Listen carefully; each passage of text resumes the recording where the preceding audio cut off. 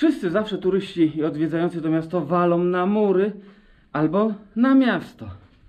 A podziemia często są niezauważane. Niestety wstęp do nich jest osobno płatny i kosztuje obecnie 50 kun.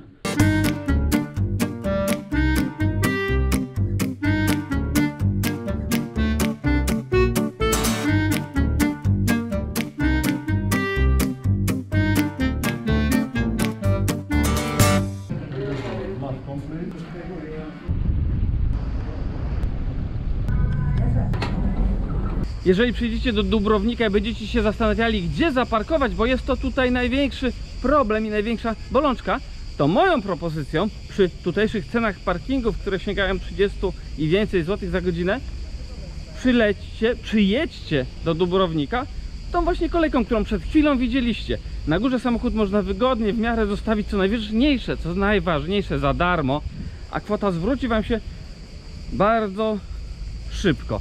Kolejka kosztuje obecnie około 100 zł od dorosłego, ale możecie kupić w jedną stronę, na dół sobie zejść, a wjechać tylko na górę.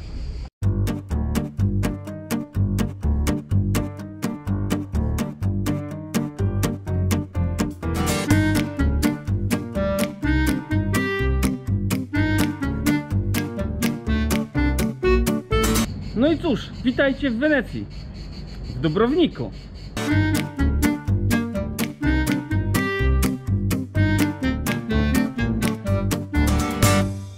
Witajcie w podziemiach Dubrownika.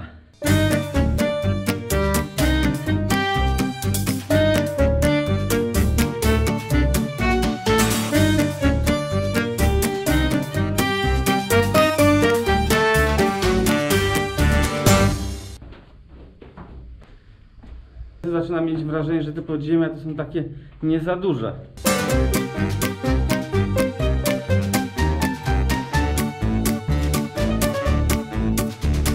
Wygląda to raczej nudno, krótko, ładne oświetlenie, niczego nie urywa. W każdej porażce jest też cząstka radości. Otóż taka, że dzięki temu zaoszczędzicie 50 kun. Bo wchodzić do tych podziemi absolutnie nie polecam. Nie ma w nich nic. Piwnica, są krótkie, miały zajmować 600 metrów, może 150 i miała ta ścieżka trwać pół godziny, a trwała 7 minut.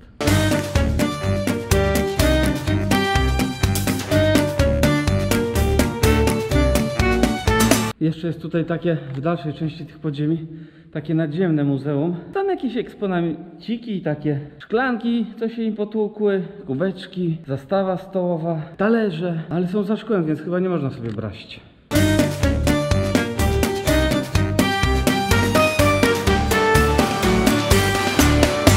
Wiecie co? Okazało się, że to wcale nie był koniec podziemi, więc mogło się tak zdarzyć, że negatywną opinię o podziemiach w Dubrowniku wystawiłem zbyt szybko.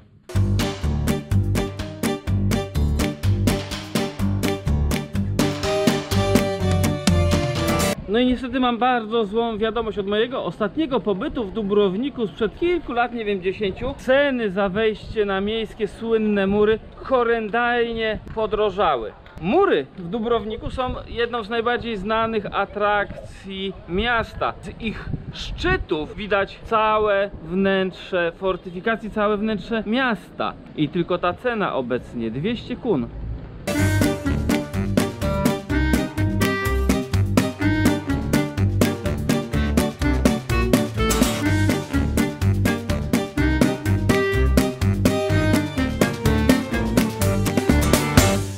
Rzeźnia jak w piekarniku.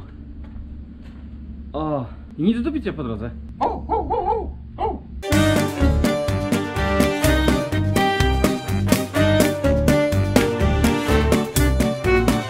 Tak narzekałem na tą trasę podziemną pod Dubrownikiem, ale może się okazać, że wcale nie jest to takie złe rozwiązanie.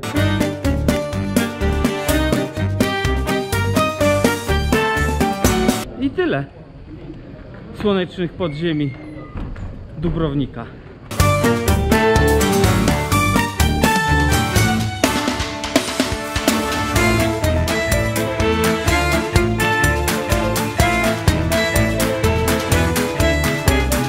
Obecnie turystów z okazji koronawirusa jest zdecydowanie mniej niż zawsze, ale i tak są ich dziesiątki tysięcy. Nie jest może ciasno jak w normalnych czasach, ale na długich, na głównych drogach, skwerkach i placach prawie że nie ma gdzie usiąść. Jestem całkowicie rozbity. Przez chwilę mi się podoba, później mi się nie podoba, bo dużo ludzi, później znowu mi się nie podoba, bo nie ma wcale ludzi, a później podoba mi się znowu, bo są ludzie, albo ich nie ma. Chyba mam męską menopauzę. Tam mi się podoba, bo nie ma ludzi. Tu mi się nie podoba, bo są ludzie. Tam mi się nie podoba, a tam mi się podoba. Sam już nie wiem, co mi się podoba, a co nie. Ciężko być turystą. Czekam od 5 minut, żeby się zrobiło luźno.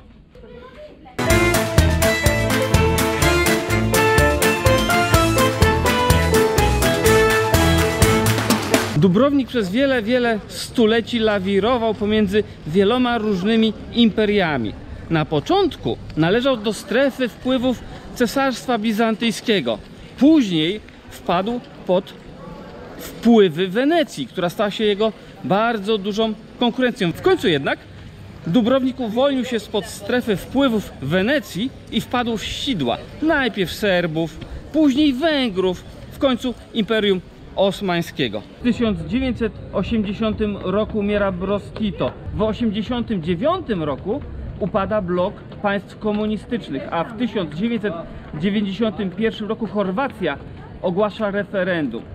91% Chorwatów wybiera niepodległość i w związku z tym wybucha prawie natychmiast wojna.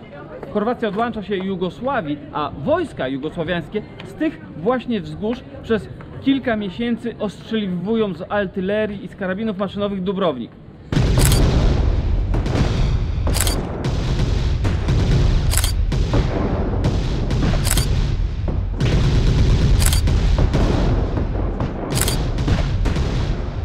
Miasto prawie całkowicie ulega zniszczeniu, wiele domów jest w ruinach, ale wojna się kończy, Chorwaci obronili swoją niepodległość, od Jugosławii odłączają się następne kraje i nastaje czas odbudowy. W ciągu kilku lat, bardzo szybko, Dubrownik staje na kolana i staje się tym, co dzisiaj widzimy, centrum turystycznego świata Morza Śródziemnego.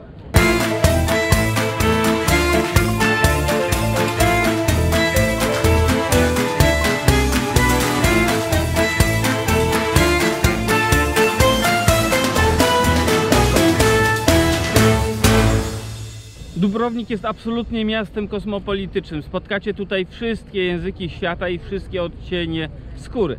Także wszystkie orientacje. Usłyszycie język rosyjski, holenderski, angielski, rosyjski, niemiecki, rosyjski, polski, belgijski, rosyjski, chiński, hinduski, rosyjski i rosyjski jeszcze.